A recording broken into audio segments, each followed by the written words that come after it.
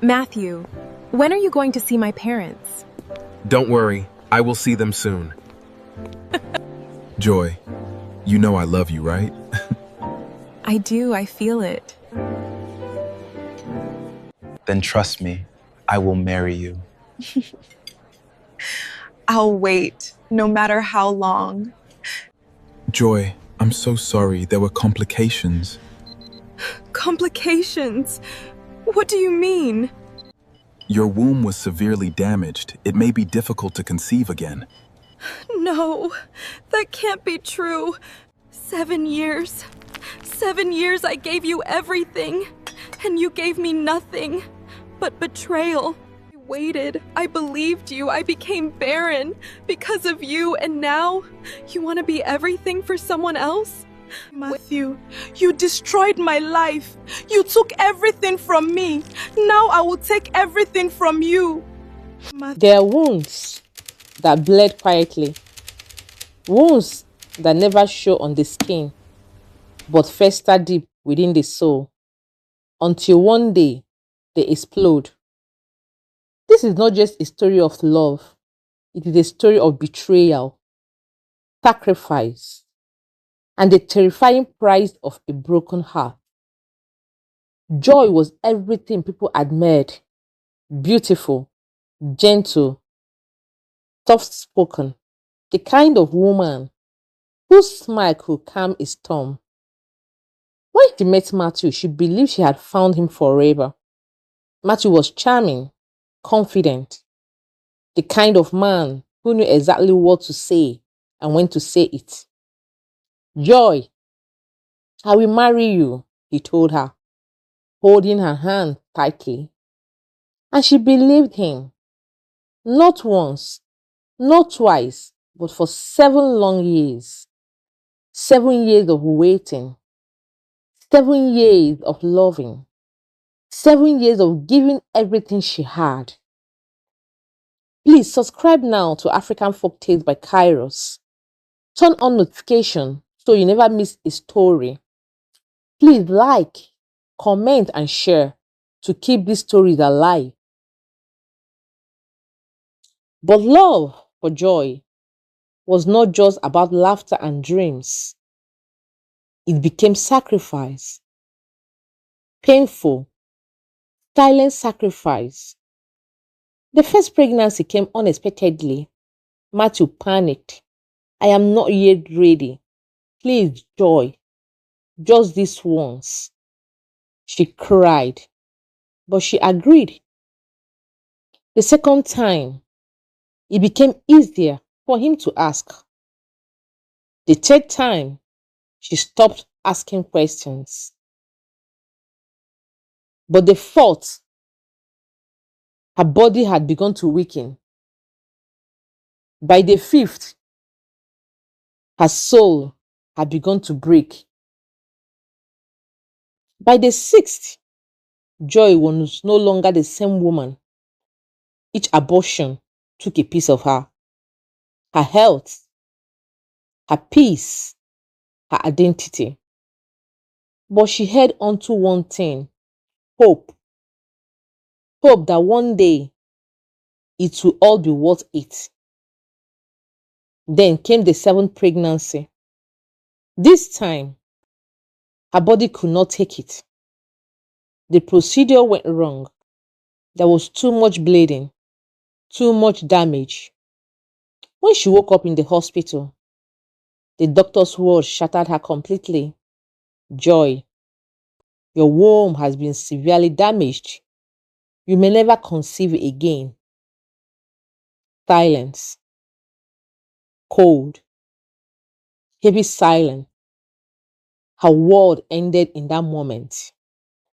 When Matthew found out, something changed. Not immediately. At first, he acted concerned, but slowly, he became distant, cold, unreachable. He stopped calling, stopped visiting, stopped looking for her the same way. Joy noticed. Of course she did. Love always notices. One evening, She gathered the courage. Matthew, what is going on? He avoided her eye. It's nothing, but it was everything. I gave you everything, she said, her voice trembling. I stood by you. I sacrificed for you. Still, he said nothing. Silence again. That same silence that destroyed heart. Unknown to Joy, Matthew had already moved on. Chioma, young, beautiful, untouched by pain, untouched by sacrifice.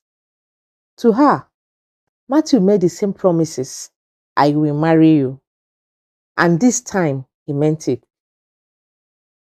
The news came like a fire. Matthew is getting married. Joy didn't scream. She didn't fight. She didn't confront him. Instead, he smiled. A quiet, broken smile. Maybe we were not meant to be. One afternoon, Joy showed up at Matthew's house. Calm, smiling, unrecognizable. Congratulations, she said softly. Matthew was shocked. Joy? She raised her hand gently. It's okay. I forgive you. Those words should have brought peace. But something about them felt strange. I just want to help, she added. How can I support your wedding? Matthew hesitated, but Joy insisted. I had no bad intentions, and slowly he believed her. The next day, Joy called again. Is there anything left to prepare? Matthew mentioned the cake. It hasn't been sorted out yet. Joy's voice lit up. Please let me handle it. Matthew resisted at first, but Joy pushed gently. We have moved on, haven't we? Finally, he agreed.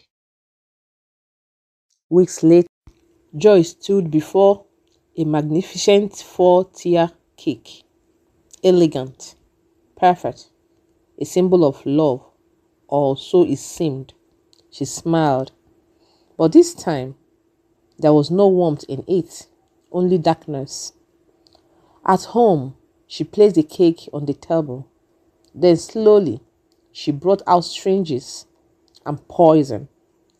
Carefully, deliberately, she injected death into beauty, layer by layer, tear by tear.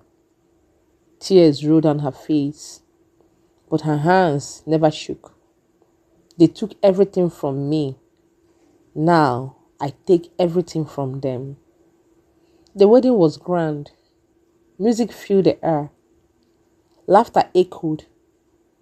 Joy attended, dressed beautifully, smiling, watching, waiting.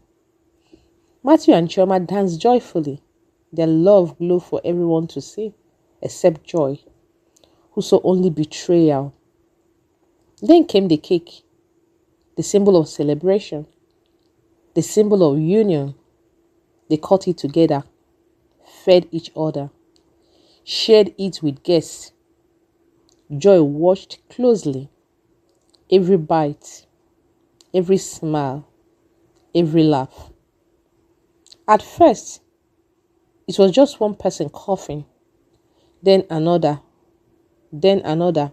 Within minutes, the hall turned into chaos. People screamed, vomiting blood, collapsing, rolling on the floor, panic everywhere. Ambulances arrived, sirens filled the night. What was once joy became death. 10 people died. Chioma, the bride, died 2 days later. Matthew lay in the hospital, fighting for his life, barely breathing. Investigations began. All evidence pointed to the cake. The baker was arrested, but she cried. I didn't poison anything. Joy handled the delivery. That was the missing piece. Joy. But Joy was gone. Her bags were packed. Her visa ready. She had disappeared. Just like that. No trace. No remorse. Only silence. Love is powerful. But pain can be more powerful. The hospital was silent, except for the rhythmic beeping of machines.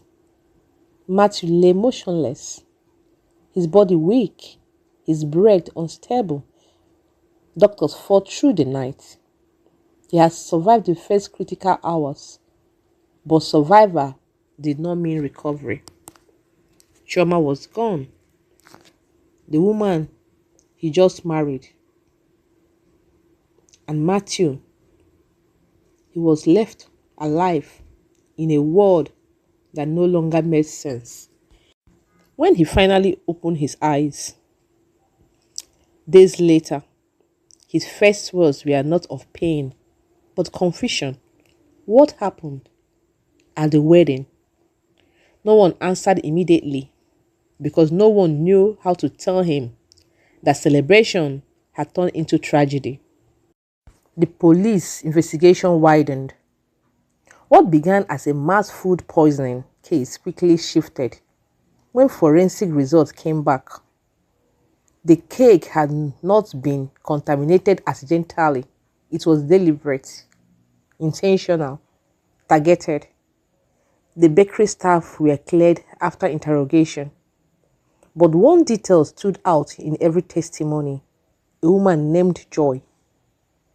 She insisted on handling delivery herself. She refused assistance, and she left immediately after the cake was served.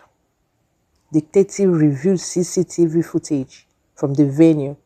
There she was, Joy, standing quietly in the crowd, watching everything, not panicking, not shocked, just observing. That single detail changed everything. 2 days later, at the international airport, Joy stood in line for boarding. Her passport was ready, her luggage checked. Her face calm, too calm. She had already convinced herself she was free, that nothing could touch her anymore. But as she stepped towards immigration, a voice stopped her. "Miss Joy Eze." She turned slowly. 3 police officers stood behind her. Her heart paused.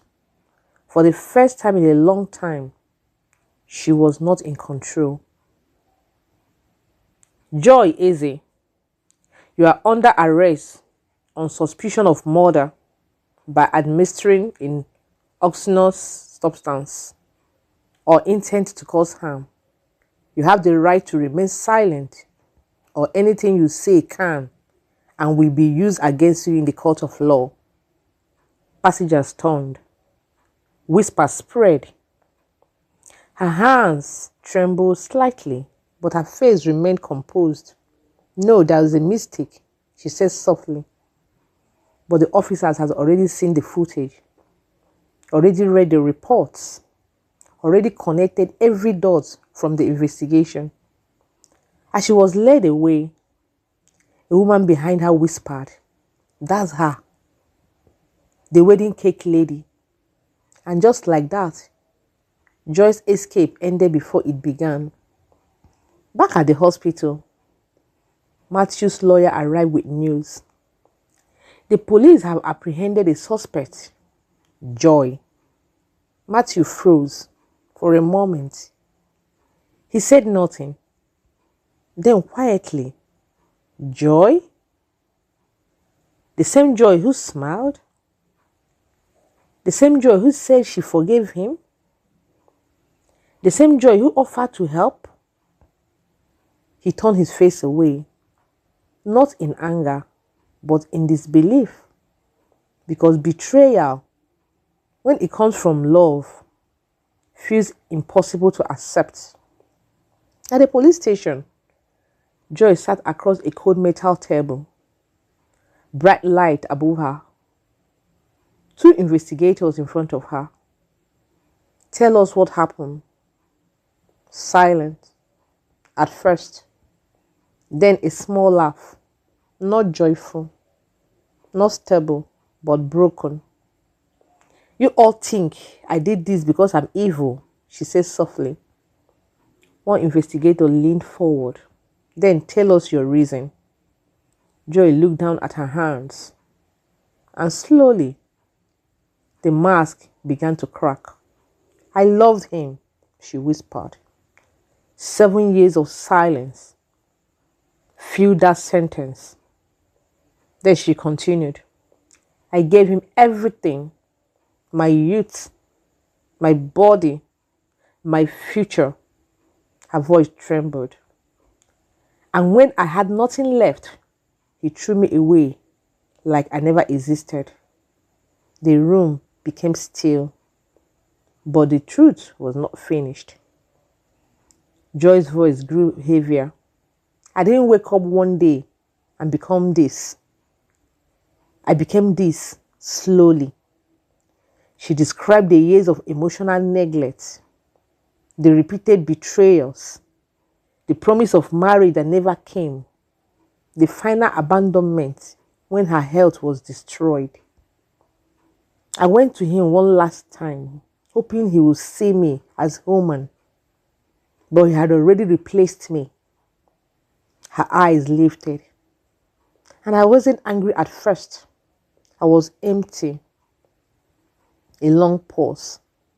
Then she added, empty people don't think like everyone else. When Matthew was later brought in as a witness, he sat in silence. When asked about Joy, he hesitated. She was good to me, he admitted. But I didn't know she still felt that strongly. That statement changed everything in the courtroom because it revealed something deeper. Not just betrayal, but emotional blindness. The courtroom was packed. The media outside was chaotic. The wedding day tragedy trial, they called it. Joy entered in handcuffs. No tears, no struggle, only silence. The prosecutor laid out the case. 7 years of relationship, multiple terminated pregnancies, emotional abandonment, evidence linking her to cake delivery, CCTV footage, witness testimonies. But the defense argued something unexpected. She is not a monster. She's a broken human being. One must fill the room. Then came a shocking revelation. Chioma had written a letter before her death in hospital. It was read in court. I did not know who did this, but I know pain when I say it. If this was done by a woman hurt by love, then I pray for her soul. The courtroom went silent. Even the judge paused. For the first time, Joy's eyes filled with tears, not of guilt, but of realization. That night, in her cell, Joy asked to speak again. I want to say something. No lawyers, no pressure, just truth. I didn't just lose Matthew. I lost myself long before this happened. She lowered her head. And now I understand. I didn't heal pain. I multiplied it. Silence followed.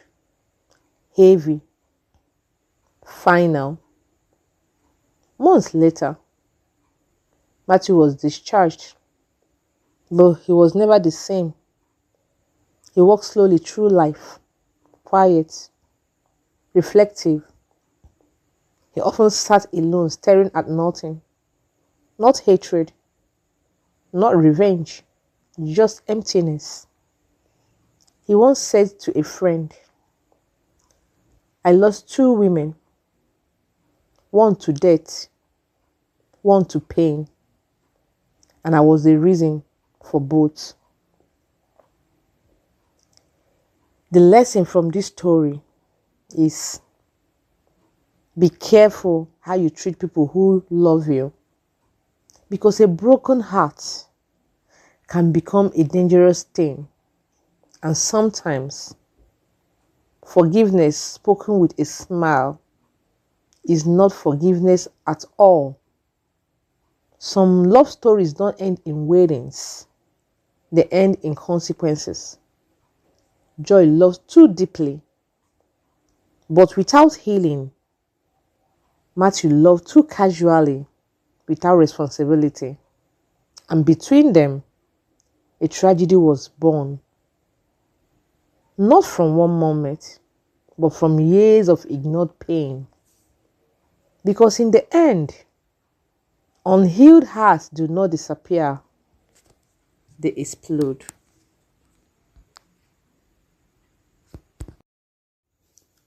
Thank you for watching.